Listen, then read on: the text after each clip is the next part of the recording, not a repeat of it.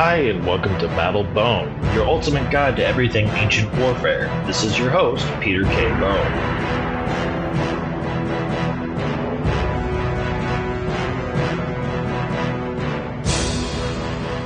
Hi, and welcome to this very special episode of Battle Bones. This episode is entitled The Hoplite, because I'm going to talk a lot about the evolution of the hoplite. But before I get into it, I just wanted to give a quick apology. I was a little sick this past week, and it wasn't very fun. You know, food poisoning is never fun, so avoid that as much as possible. And again, for this episode, I am definitely joined by my golden retriever puppy, Sadie, who is noshing on a bone over here. So if you hear something in the background, I apologize for that too. So anyway, happy for you guys. This is going to be a half episode. There's going to be no major battles, story time, which I'm developing. Next episode is going to have a really cool theme and story time to it. I really wanted to really develop that into something that has a lot more energy and a lot more elements to it. So look out for that next episode. I'm pretty excited about that. And yeah, so this episode is really just me talking to you about this evolution. And I think it's important to kind of gather the Hoplite and Phalanx evolution of classical Greece, because it really is going to set up the rest of the season. Because once we get into Greco-Persian wars and the Peloponnese Wars and all the conflicts after that Hellenistic age and the fight against ancient Rome and shit, it becomes really important to kind of understand how the Greeks evolve their warfare. And it's important too, because Greeks really do affect most of the Mediterranean, right? And there's a lot of takeaways from ancient Greece, especially when we get into the second season, which is all about Roman. We know far more about Roman warfare than we do ancient Greece. But without further ado, let's go ahead and really talk about what is a hoplite, Greek heavy infantry, its evolution, the history of where it came from, and what we now really think about as phalanx and hoplite warfare. 7th century, as I've been talking about previous episodes with battles and stuff,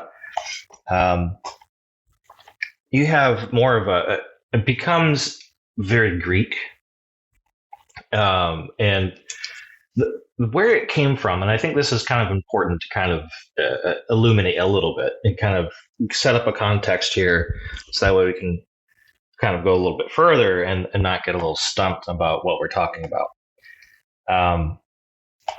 The shield and spear, the famous Sparbara, wasn't a Greek invention, right? The warfare of chariots and wicker shields and spears and kind of men going at it in these formations really goes back to even as far back as probably the Akkadian Empire. And we're talking about, 2000 BCE. That's a long time, 2300 BCE. Ancient Egyptians kind of had a form of that too. And so it's not really a unique idea to the Greeks, and we even have evidence of the Germanic and the Celtic tribes in Europe kind of having a shield and spear type of warfare. So this is something that probably has developed from the mass migration invasion of Proto-Indo-Europeans. And, different sections evolved at different speeds and different rates. And the Greeks were really fortunate because they were kind of in that section of the Mediterranean where they had access to the West and then to the East, the Middle East. And so they really were the conflux of ideas. And for all it's worth, I mean, the Greeks aren't as bad as the Romans, well, at least we think anyway, of taking ideas. But I mean, the type of warfare, I believe it really did kind of descend from this understanding of the great men of the Mycenaean age, Bronze Age Greece, and Greeks kind of venerating their ancestors, because they even to the archaic and classic Greek, the classical age period, Greeks were astonished, and they couldn't understand how lithic architecture could be just as robust and ginormous as it was when the Mycenaeans were in their age, because they thought these things were built by Cyclops.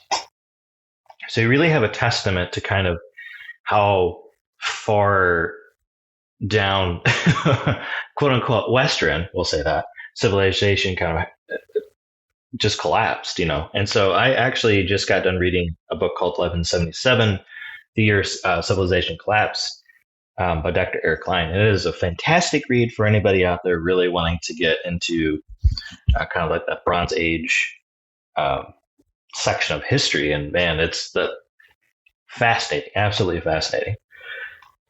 Oh, without getting too sidetracked here, let's go ahead and really get into development of the Greek phalanx. So to start off, we're going to ask the question, well, how did the phalanx actually develop?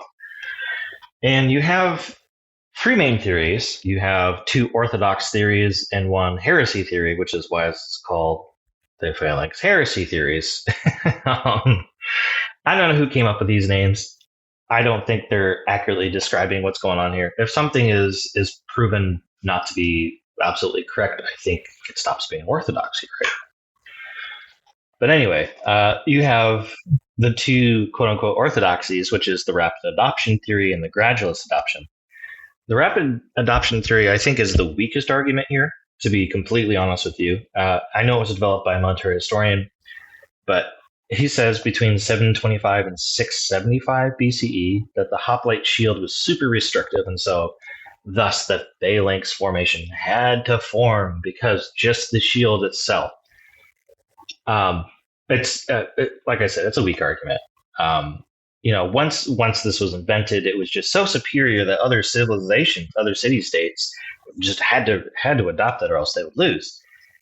I mean, you have evidence of Greek duels, right? Between 1-on-1, or 10-on-10, or 100-on-100, and 300 or 300, like Sparta and Argos, that really famous duel of 300. But the shield was definitely part of Greek warfare, the round aspis. And I think it probably was a development of where a city-state developed, instead of holding the shield with your hand and your wrist, and the beginning of reform, they developed the Argive grip, which meant your whole arm could control the shield. And so you had a lot of movement, and you could really use that shield in ways that probably other civilizations couldn't. And so maybe that aspect of it was correct, of the adoption. But I mean, again, it's just a really weak argument. Like, no, nobody fought with shields. That's on 1-on-1. That's kind of weird. The second, you have the gradualist adoption theory, which is about 100 years, 750 to 650. Like I said, this is really early on in Greek warfare, and phalanx emerged in, what they say, it's a series of steps. You can really see these steps. And by 650, BCE, it became so dominant that it forced other police or city-states to adopt this. Maybe that is the case, but over 100 years, I don't think that's entirely accurate. Because then we get into this idea of the proto-phalanx, and it's like, well, what is that? Because we already have shield wall warfare, and we know that from the stele of the vultures and Middle Eastern warfare and Egyptian warfare. I mean, shield walls are a common thing, even up to the ancient Germans and the Celts. Like, we understand that shield warfare is a part of human warfare for probably a while, right? And then the heresy, which is the extended gradualist theory, from about 750 to 450, really when after the first Greco-Persian War is really when the Greeks developed this idea of what we come to know and love, is the Greek phalanx, right? It probably developed really slowly and then really quickly, especially during the war with Persia. And I prescribe to more of a holistic view of it. And I think the extended gradualist theory holds a lot more water than the other two. But like I said, you just kind of have to look at the whole picture, and not just these theories, but just other things as well. And I really like the fact that I can't remember his name off the top of my head, Van Wees, who kind of developed this extended gradualist theory. And he took a look at other cultures, and I think he took a look at the New Guinea tribes and was kind of drew parallel comparisons. You obviously have to be careful about that. But I really like that he kind of did that. It's like, we're looking at tribal warfare, and we're looking at, what kind of develops out of that in ancient Greece. And so you have the development of this phalanx. You go from this archaic, geometric archaic age, really all the way down to about 480. 500 to 480 is when we consider the classical age to start. Of course, the Greeks, it's like that did happen. They don't be like, okay, now the classical age starts. It's a historical thing. So we can kind of make sense of what's going on. But I think there's just this development of like being really heavily armored. They have this idea from probably extended from the Mycenaean Greeks and the developments that happened earlier time in the Middle East and, in Egypt. And, and the Kiki vase is a really interesting thing to look at because you can really draw a lot of parallels, but you also have to look at the vase in its totality too, in saying that, okay, well, it was found in Etruria, and we know that there were Greek towns inside of these Etruscan cities because Greeks have been colonizing and trading since the 800s BCE, and 7 and 600s. They were in the Western Mediterranean. They were establishing all these colonies. They started going to war against the Etruscans and especially against the Carthaginians or the Punics. And, I think that we can't ignore that aspect as well. And I think it's because of the colonies fighting other civilizations and cultures that that the Greeks really do develop a very distinct system. It's like, okay, how do we overcome a lot of this stuff that other cultures are kind of giving to us? There's charioteers, missile troops. And so the Greeks, instead of fighting sword on sword or spear on spear, especially that we look at the Kiki vase, and I think that is a very telltale example of Greek warfare from an early period where you had lines of men, but they weren't severely deep. They weren't like a block of men that we know. And you have to understand that these lines of men come together, they clash, they probably threw their spears. They definitely had throwing spears, and then they get their dory out, and then line comes up and they clash, and then another line comes up and clashes. And then you have the development of 8 men deep and 8-foot spears and other groups of people that weren't as wealthy or able to afford their panoply and their weapons that turn into the hoplite that we know. You have the development of specialized light troops, which is going to be really important later on down the road in classical period, where the phalanx of men actually starts to get defeated by missile troops. It's like, okay, well, for me, it's you have to understand that like you're in battle, you want to play keep away as much as possible, and so you have a group of heavily armed men coming at you in this tight formation where there's discipline, there's an understanding, there's strength and courage, and it's hard to break, right? Because one guy is protecting the other guy.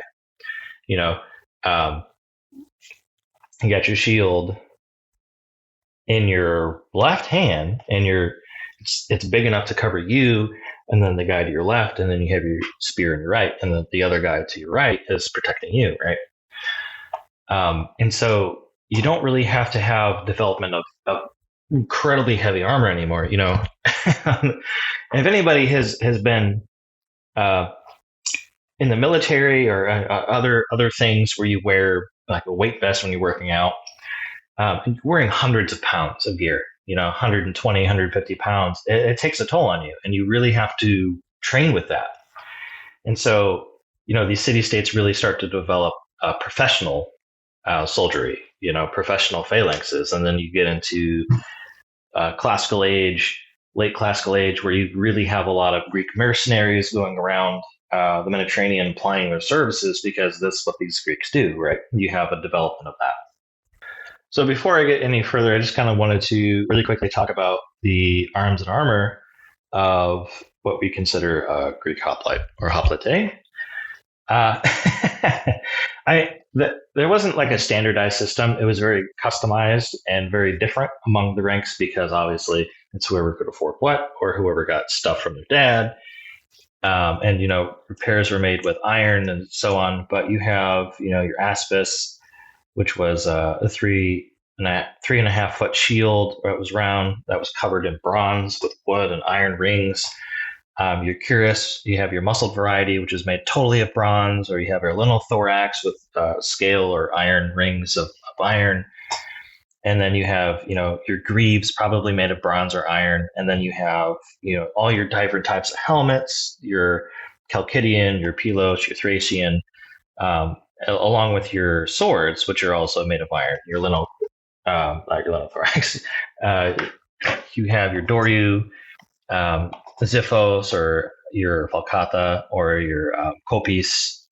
So, irregardless, the Greek evolution of this, I mean, it's just like, even still, the Greeks were just heavily armored during these periods, classical age, up until about the age of Alexander the Great. So you have this evolution of Greeks having smaller set piece battles. These battlefields all over Greece, the certain areas that were flat, they're like, Greeks are like, okay, we're going to fight there at this day, and prescribe, the Greek articles of war. There's a lot of battles fought in Boeotia because of that. And so they go from that development to having light infantry and cavalry to protect the wings, because phalanx warriors becoming more productive by having better formations and more discipline, right? So now, because of the development of this, fighting other civilizations such as Etruscans and the Carthaginians, and the Greeks really develop their phalanx. And I think there was a lot of, let's just put it this way. When the Greeks start fighting the Persians, right? You have the Battle of Marathon in 490, Thermopylae 480, Battle of Plataea 479, and you really have, instead of kind of a set piece battle where two lines kind of go at each other and light troops aren't really, they skirmish and they kind of protect the flanks, but they really aren't part of the battle, to really having that structure where they have manpower to draw on. So now you have the Psylae. They would hide behind the ranks of the shields, and they would throw spears and stones from slings. You have bowmen or Eutaxa, and the first lines would clash, prostestes, and they would stab the other opponents, try to keep their positions, and it's like playing a game of keep away. And so I think it's important to understand that that's really the development of what we're looking at, is the utilization of other infantry units too. So now, by the time of the Greco-Persians, you really have this development of a rectangle block of men, probably 6 to 8 deep, and a line that stretches, even sources say, about a quarter mile.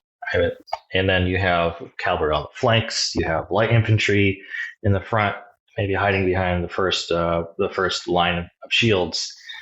And I don't think this development would have happened as rapidly as it would have if the Greeks didn't fight the Persians, right? So it's not just, oh shit, the Greeks are coming, in smaller scale warfare on land with these hoplites and this phalanx formation. Now the Greeks are really developing. It's like, okay, well, how do we utilize our light infantry? How do we utilize more manpower? Because Persians are coming for us. We don't want to be subject to anybody. How do we beat them back? And so instead of beating each other up, they kind of banded together and really kind of took the piss out of the Persians. So anyway, you have the Sele, which are your light troops that probably not have any armor, maybe a helmet, that have slings and javelins. Your peltasts, which really turn into an effective light infantry unit, where they are the ones that throw javelins, and um, your taxa, your bowmen and stuff. And I don't think back then bows were as strong and arrows to really penetrate the heavy armor that the Greeks were wearing, and I think that's why the Persians struggled so much. And so, you come from this time of like the archaic warfare of Greeks fighting Greeks, and the warrior coming out in front of the battle, and you have this dualistic thing. The guy coming out and being like, haha, look at how big my testicles are.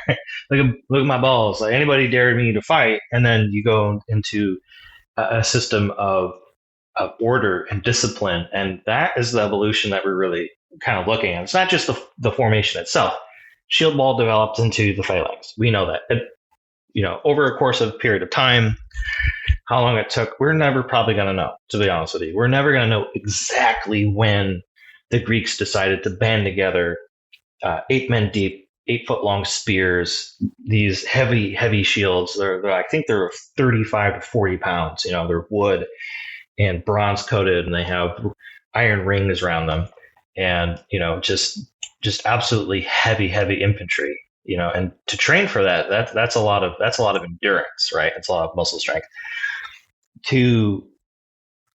Now you have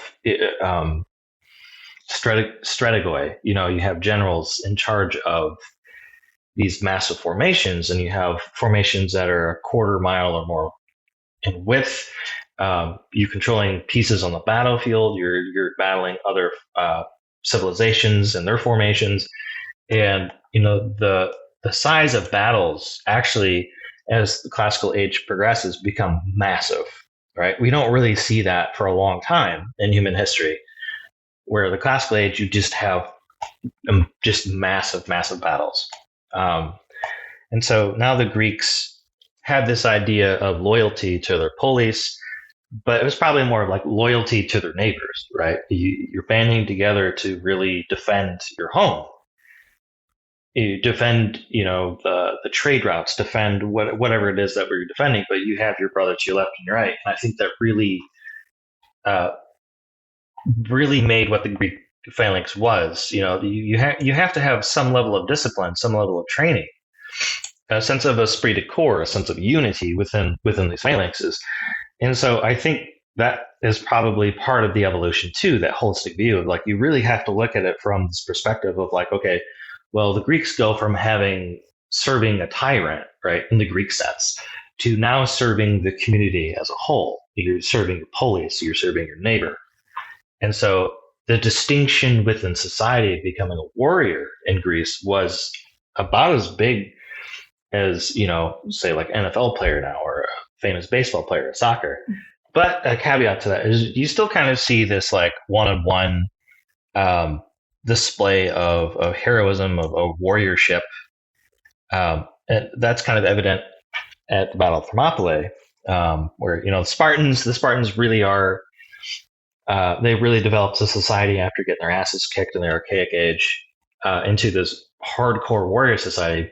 And the only way they did that is because they had a crap ton of slaves, which are called helots, and freemen who worked the farms and stuff, called pediiki. And so the citizenry of Sparta was able to kind of really develop this warfare, right?